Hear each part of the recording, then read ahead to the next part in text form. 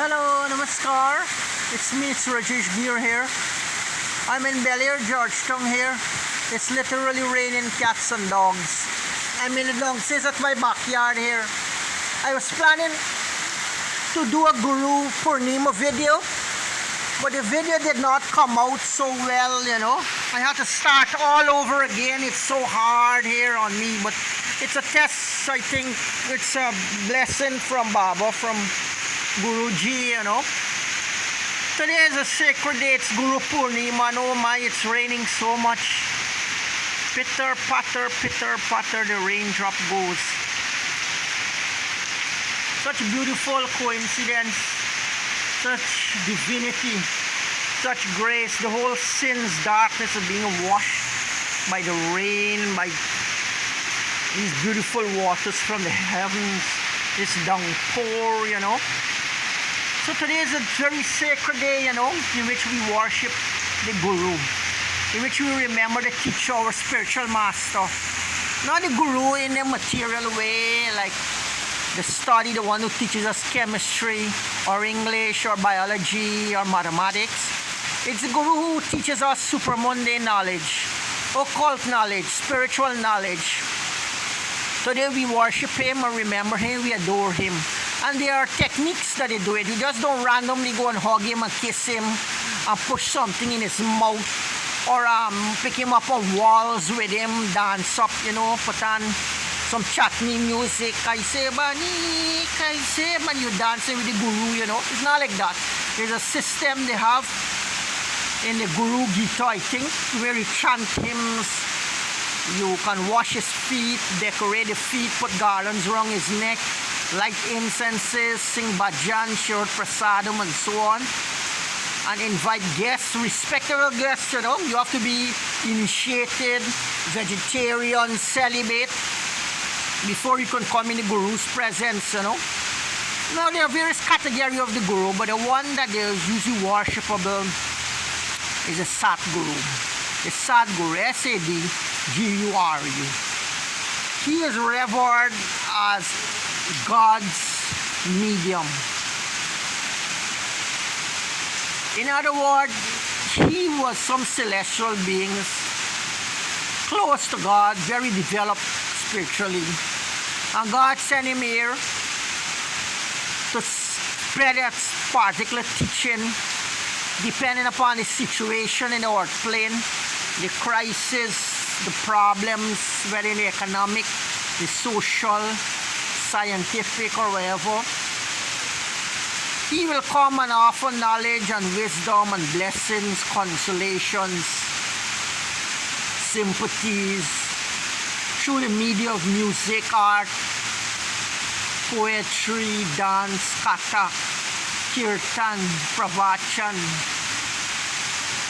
And in this discourse between disciple and Guru exchange, we have a dialogue, we have an exchange of samskaras, colors, that create a shift in consciousness, that vibrate the cosmos and lift it up to a more healing, benevolent, sattvic, sentient, virtuous state of experience.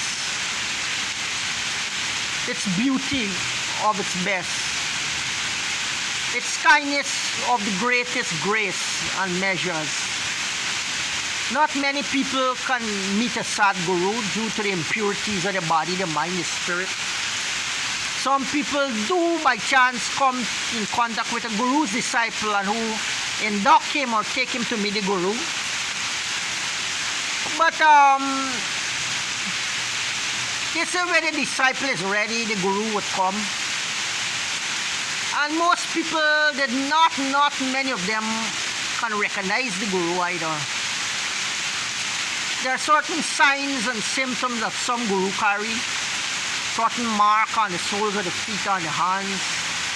Certain ways, like the tantric masters, they have to live according to the shastras, and you can recognize them by these qualities.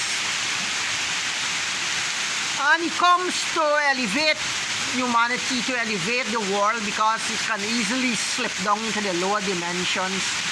There are 7 lower realms and 7 higher realms. And boy, I can tell you, it's good to experience the higher realms. As you go down in the lower realms, you can feel the effect on your body, on the internal system, on emotion, on your mind, on your life, on your relation with the others. And the situation of the world become really deplorable, you know. So in this case, people start to pray and wish that somebody great can come and help them. And as I say, in tradition goes, in occult literatures and spiritual literatures, such a personality do come from time to time. And aren't we fortunate? Aren't we lucky? There's a cure for almost everything in the world, but it's just that we gotta seek to find it, you know. And one of those cures comes through the divine himself, who takes a form and comes to the earth, touch the earth. You know, he comes here and he mixes. Not so much the Caribbean, this new world that was created by the British, the West Indies. But more so you find him coming in places like where the culture is there and where he can be understood. Places like India, like the Asian countries, you know. So when he comes, people nearby, they all flock in their numbers to come into his contact, to learn something from him, to be free from some ailment, some sickness. So everybody have their own desire and needs. But the best desire when you come in contact with the Guru is to ask for devotion or to ask for esoteric knowledge. The story goes that one day Sri Shanandamurti Ji was leaving his body and all the disciples around him crowd around and he asked them, what you want? You know, what you want? And each of them, some said they want samadhi, some want spiritual experiences, some want enlightenment, some want long life, some want to be his devotee, some want to be his devotee. But when people ask for devotion, not many of them ask for devotion. So one devotee, he was different. He said, Baba, I want you to remain for 20 more years. So what is it? That's what he asked for. Only one devotee alone asked for that. He wanted Guru be with him for 20 more years. So everybody had their own spiritual experiences and their own ingenious demands and requests. This one disciple asked, Baba, I want you to remain 20 more years. Now there are different gurus and lineages, you know, and you maybe in Europe and North America, you do have spiritual teachers. But not many of them reach to the highest samadhi, the highest superconscious state, as listed in ancient texts and holy books. Those I can remember Swami Sivananda said in his book, Conquest of Mind, or was it Mind, Its Mysteries and Control. He said there are many great European or Caucasian masters. They almost reach at the level of the Indian masters, but they fall short for some reason or the other, you know. So most of these enlightened masters, they do born in India, Tibet, China, Malaysia, and these countries, so on. You know, these sadhukans, what they call them, sandukans, they are all around genius. They show mastery of life in all walks of life. You know, their birth is a blessing to the country, to humanity, to the world, to wherever they live. It brings grace and goodness everywhere. And how much people have been longing for that. Every lineage have produced a great radical, a great master. We have different lineages. The Sikh lineage, the Jain lineage, the Yogananda lineage, the Vivekananda lineage. Guru comes in a parampara tradition. But do we know that after time, The society meets with decay. There is falling away or deterioration of values and principles and levels of consciousness and human dilemma. Dispositions start to degrade, There's fights and quarrels, covetousness and jealousy and corruption everywhere. So at that time a guru would come. So despite all of these lineages that they had, the teachings fall away after maybe 4 or 5, 3 or 4 generations. They produce good saints, 3 or 4 or 5 good generations. After that the people become citizens, grihastas, devotees, good people, good art citizens, good people for the planet. But not many of them become good mystics, gurus, saints, marishis, and so on, And from time to time it's stated that saints do born in India to carry the culture on. This unlike many other places of the world like Egypt and Greece and Rome and so on. We had the tradition just dissolve, disappear, Israel and so on.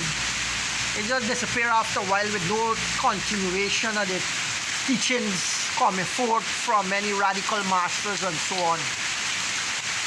So a teacher is born from time to time, albeit saints have come in the past, great gurus have come in the past. But these teachers had to come because they forced the masters and the lineages that were left were not strong enough as time passed, as the era passed, as modernism, new changes, evolution and so on. You need new teachings to adapt, and so on. So gurus come to show you how you can live in a modern life amidst technology and all these things, and how you can lead a successful life. That's what a guru teaches. Now, not all gurus would go out and meet their disciples. They would send representatives too, like their students, the swamis that they create, the dadas, the didis, the teachers, the acharyas. They go out and they spread the teaching like what Jesus said. Take it to the mountains, take it across the lands where people can hear and believe. Not many of them believe, but those who can believe without seeing are the best. Many are called, few are chosen. Some people start practicing, but when they just get the basics of life, health, richness, wealth, appetite, sound sleep, health, and so on, they don't want to go further. They're left there,